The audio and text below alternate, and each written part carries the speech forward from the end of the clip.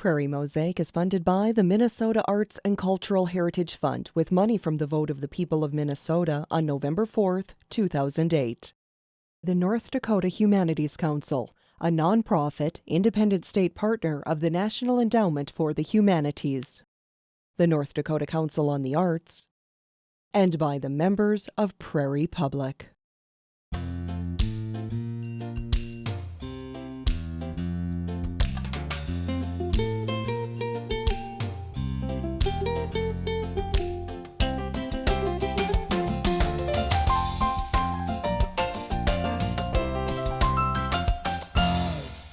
Hi, I'm Bob Dambach. And I'm Barb Gravel.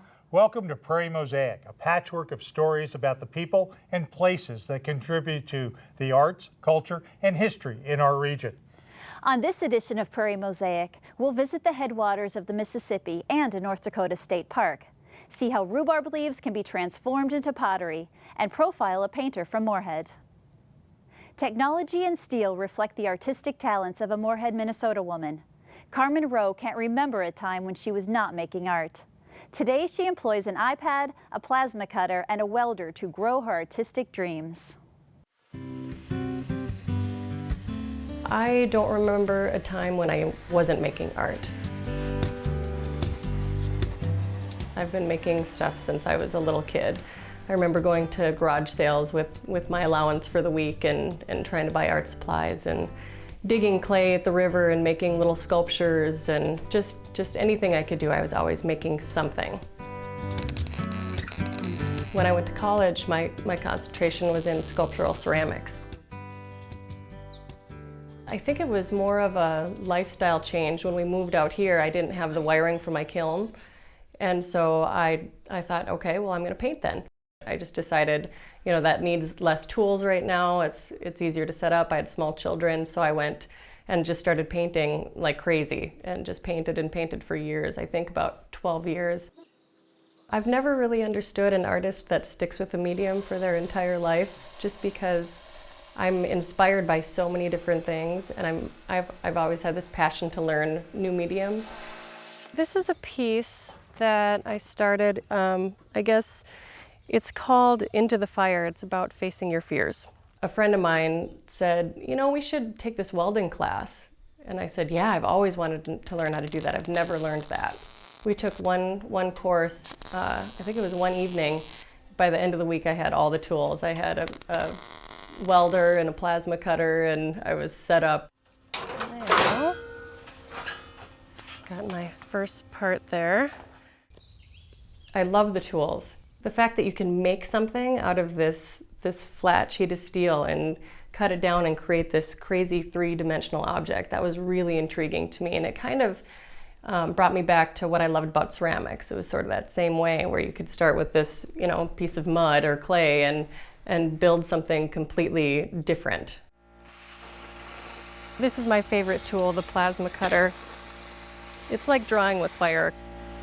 Something that painting probably helped with the metalwork is the hand-eye coordination. So when I jumped into doing metal and cutting metal with the plasma cutter, it was really easy for me to hold it steady and to make the fine lines. A little bit scarier probably than painting because you're working with 30,000 degree Fahrenheit temperatures. I don't like using paint so much on metal, so I like using natural patinas or using chemicals to create different colors in the metal versus a paint, so you can kind of still see the metal. A lot of times I will think of kind of a theme that I want to build on, and like this year I'd say that my theme would be kind of change and growth. And that's just something that I felt when the year turned, that it was going to be a huge year of change. And so some of the sculptures that I made were based on that, and so I'll just start sketching on my iPad and sketch out some ideas, and not only the basic layout of what the sculpture will look like, but what I think that it means to me. And I'm not grinding these all the way down, I'm just giving them a little texture with the grinder and smoothing the edges a little bit. I have a big trailer of scrap out here, and I save most of the scrap from other pieces that I do, and they're extremely inspiring to me. So a lot of times I'll dig through that and see if there's any of the shapes that are striking me at that moment that would go with this piece, and then I'll kind of go from there. This is where I like to add a lot of dimension, so I'll get some metal pieces and suspend these up off of this a little bit. I didn't do commissions until about 2 years ago, and I had a customer come in to the gallery and liked my work and really wanted me to make something for her. And it really put me out of my comfort zone. It's not something that I usually like to do, ever. So I immediately gave her the card of another artist, and she said, no, I want you. You know, I like your work, I want you to do it. And so I finally said, okay, I'll do one commission and I'll see where that goes. And if it's horrible, I'll never do it again. And actually probably about 85% of my work is now commissioned work. It's been fantastic. It's really pulled me in directions that I probably wouldn't have gone on my own. Definitely took me out of my comfort zone, but I'm getting more comfortable learning what the customer wants and trying to create, you know, what they see in their head. And some of them have a real rigid idea of what they want. Others say, you know, this is the size I want, come up with something. Those are the most fun. I wouldn't say I'm the cleanest welder either. I just kind of want to make it stick. I don't care if it's real pretty underneath there. Nobody's going to see it anyway. MSUM now. It was great to go back there and work with them, and they were doing a remodel on their Nemzik building and wanted a 4-foot dragon, which is their logo for their athletic department. It was basically just a dragon. I made it three-dimensional, so the back and the head were separate pieces, and then I had to light both, and the flames that were out of the mouth I kind of heated to create like a gold color on it. And it was just a really fun project, and it's in a really neat space that they've built over there. The metal goes to kind of a gold, and then a blue, and then a purple, depending on how long you leave the heat on. I hope to stay with metal for a long time. I really, really love it. You know, if I had the right studio set up, enough room to do my metal and paint and ceramics, I'd probably be working in all the mediums all the time. The headwaters of the Mississippi River have long been a major attraction for summer tourists in northwestern Minnesota. At Itasca State Park, you can walk on the rocks and over the shallow stream that mark the beginning of the Mississippi River.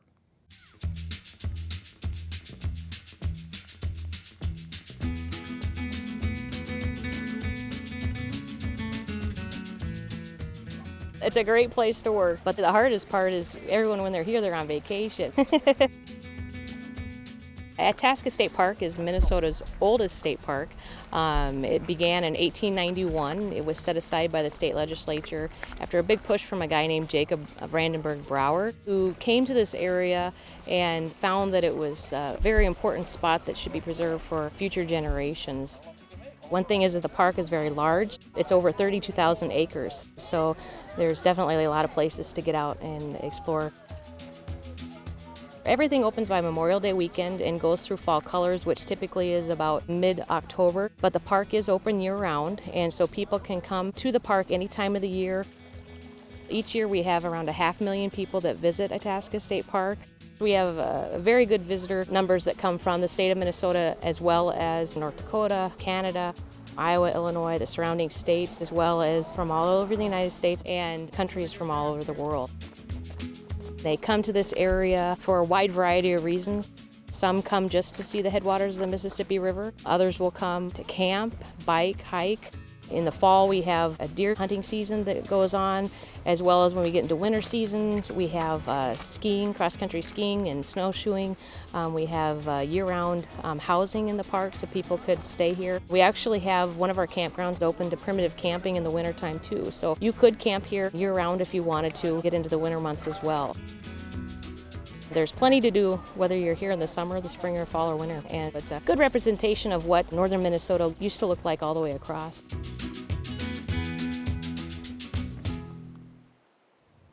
Andrew Stark is a young and emerging artist in the Fargo-Moorhead area.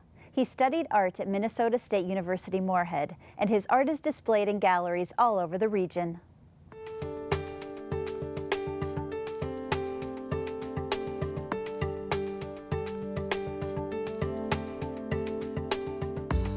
Trying to create some kind of spiritual moment with painting, that's my ultimate goal. It really started with being 5 years old and drawing, and drawing at the kitchen table with my father. My parents were always very encouraging of my artwork, always encouraging me to draw as much as possible. Once I got to college, I decided to take some art classes, and I really fell in love with painting. I loved that working method, the experience of painting, and kind of the meditative qualities of it. I'm very influenced by the abstract expressionists. I always found I loved more of an expressive, kind of action experience-oriented kind of style, as opposed to a highly realistic. I consider myself a colorist, and in terms of the process, it's all about the responding to the mark. Drawing has been very influential in terms of putting a mark down, responding to that mark, trying to understand or design the chaos that you create and make order out of it. The process of being in the studio at MSUM and working and getting feedback from professors, from fellow students, colleagues, that I think is kind of where you start to really gauge your work. You can look at it objectively, you start to understand how the viewer responds to it. You develop, conceptually, you develop the material, the technique. I remember that first step was very, very daunting. You're putting your work out there to be judged. But I had a very good reception early on. I got into the Underbrush Gallery right away after my BFA show. So those experiences really allow you to start to get the desire to show work. My paintings are very influenced by my mood. I think they're evocative of different moods. The viewer is always going to take something away from a painting that I don't anticipate or expect, and I have to take that into consideration. My intent is more that it creates some kind of emotional response with a person. All of my paintings are kind of interior and exterior, not only influenced by the outside, but my own inner thoughts and moods and feelings, and trying to evoke a feeling in that sense.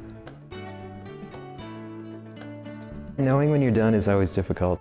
My mentor, Zimi Guan, used to say, a painter is never finished, the painting is never done, or the artist is never happy with the result. It's always a constant struggle. I tend to work on 4 or 5 paintings at once, and so I'm kind of always rotating. When I'll get stuck, I'll move on to something else and come back. So, it can take weeks, it can take months. I have some paintings that I haven't been happy with over the course of a year or two. I come back to it and something will happen. It's difficult to find that stopping point. There's a feeling I have when it feels complete. At least it becomes, in my mind, really set in its own objectness. Once the work for me is completed, it's done, and I need to move on. I've had to supplement my income. That's part of the struggle. I feel like I've been extremely lucky in being able to get into galleries, such as Etche, and have an opportunity to show my work and to sell work. But it is hard. It's difficult as a career. But going into it and deciding to get my bachelor's and then ultimately my master's of fine art, I knew that this was the path I wanted to take. This was my passion.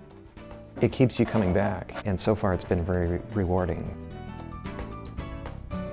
The community, especially downtown, is very arts pro and arts supportive.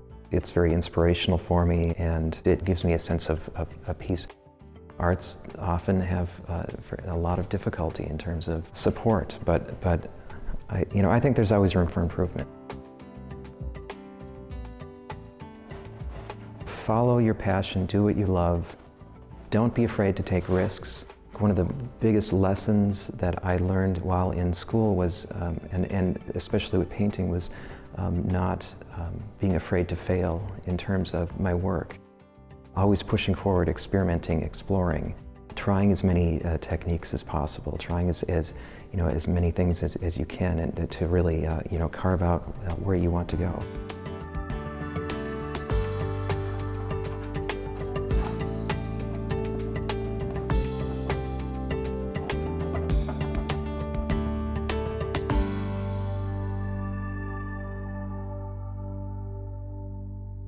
Sarah Jo Transrud has always loved to play in the dirt. Now she has taken that love and incorporated it into a style of pottery that reflects her passion for the outdoors and organic shapes.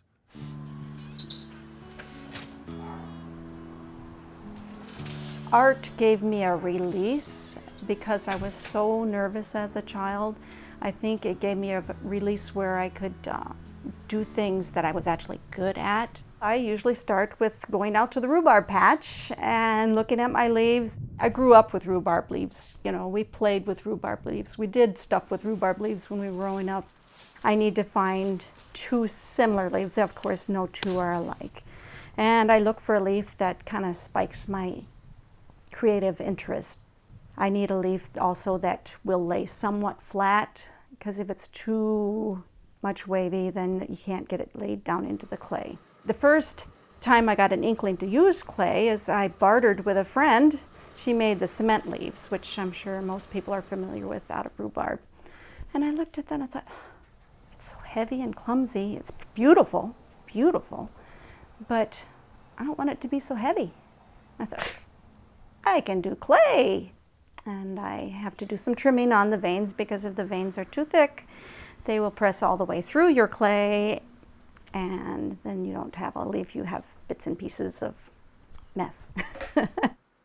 One leaf is pressed in, I flip it over, and I actually devein the second leaf of the big veins, press it in, and then I lay it into whatever form I decide I'm going to be using with that particular leaf. I always liked dirt and growing things, you know, and I think the clay lets me express that passion. I learned a lot in the production pottery, you know, learning more discipline actually there. You know, in college they emphasize the creative more, and when I worked at the production pottery, I learned more discipline. I just kind of ease it down into the bowl. It kind of somewhat decides on its own which way it wants to flip, and somewhat I decide it needs to go one way or another. Don't want any real deep creases. I allow them to dry. I pick some of the leaf out. What doesn't come out comes out, burns out in the kiln. Then I get to decide what colors these leaves are going to get. They don't have to be green. They can be red, they can be blue, they can be combinations. And I pick the colors that I want to go on the leaf, and I glaze, and I usually use the pouring method just to let it flow in with the leaf so it has kind of a growing, flowing feel to it. I don't know, a lot of it's trial and error. You know, you try something, it didn't work, well, what did work? You know, some glazes work better with other glazes that, you know, because I do a lot of glaze overlay. And you get wonderful things, and sometimes they're not wonderful, but you learn then from it. Sometimes there's some glazes that work better underneath, some work better on top, some don't work together at all. I realized I could melt glass in this and make it look like water running down into my leaf, and it just, one thing added to another, and I went from flat leaves to more rounded leaves. I can throw on the wheel, and I can do other hand-built things, but you know, when I can use something that has grown with the clay and create something with it, that's when I feel the passion. When I put the pieces into the kiln, I teeter pieces of broken glass where I feel like water would flow. If you get too high with the glass, it starts dissipating and makes kind of a weird charred look in your pot. You know, if you get the right temperature, it has this wonderful flow. Then it gets fired again, and it's like Christmas every time I open the final firing, because you never know for sure if it's going to work exactly how you planned. It usually doesn't, but usually it's wonderful. It's therapy. You know, you have the self-gratification that you've made something beautiful.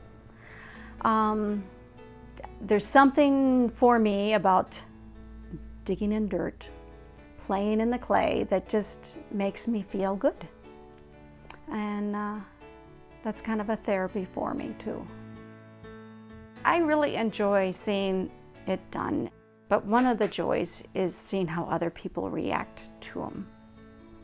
You know, they see these leaves and they go, wow, wow, is that real water? That's one of the first reactions. They want to touch, they're scared to touch the glass, but they want to. I was, oh, go ahead and touch it, and that's not water. You know, they expect it to be water in the bottom of these leaves, and it's glass.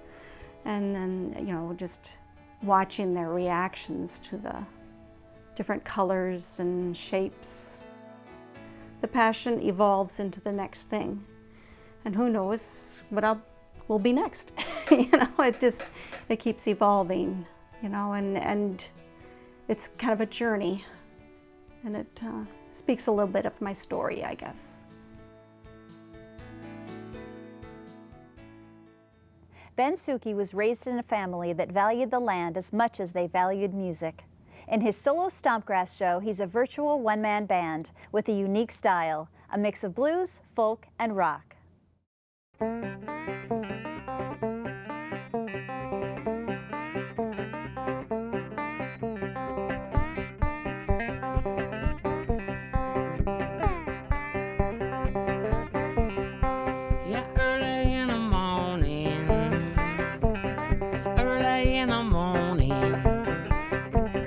Go to work all damn day, Lord, I'm going crazy. Well, early in the morning,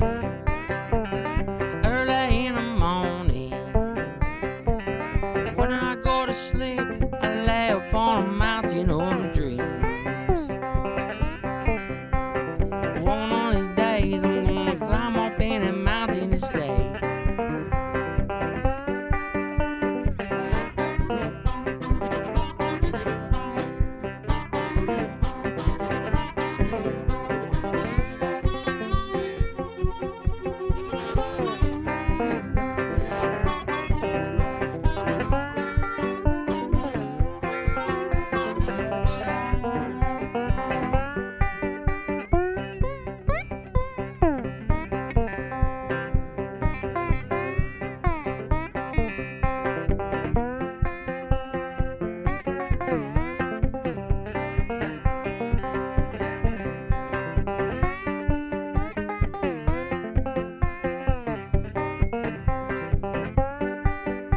Yeah, early in the morning,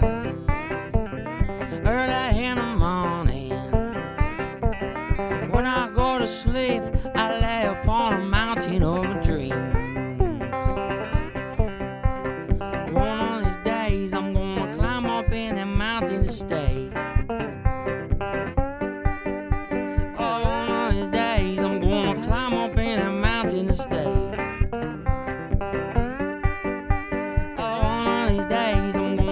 Up in a mountain to stay.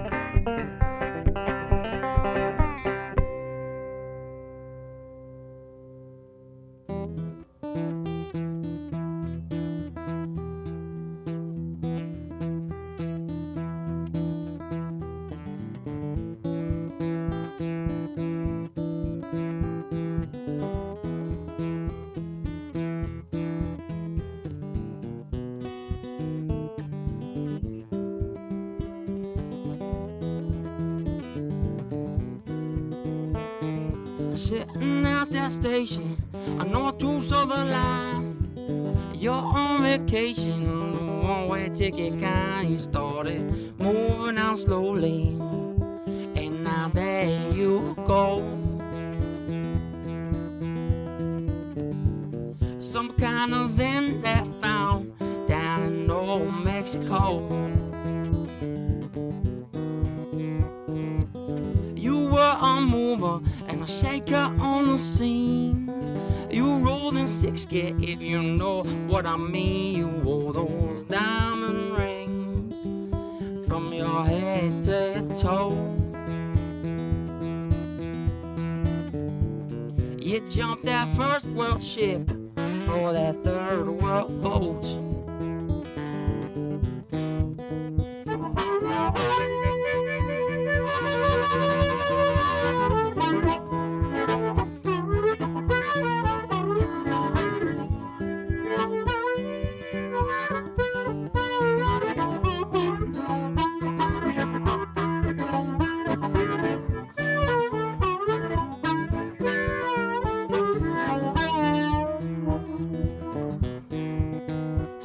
you're sitting at the station, North to Southern line. You're on vacation, the one-way ticket kind. You started moving out slowly, and now there you go. Some kind of zen they found down in Old Mexico. Yeah, well, some kind of zen they found down in Old Mexico. Some kind of zen they found down in Old Mexico.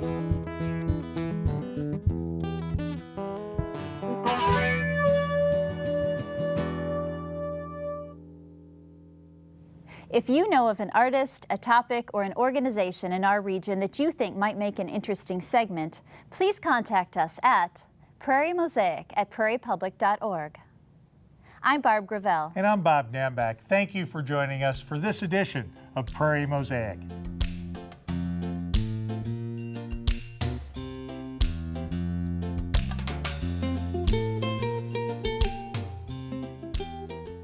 Prairie Mosaic is funded by the Minnesota Arts and Cultural Heritage Fund with money from the vote of the people of Minnesota on November 4th, 2008.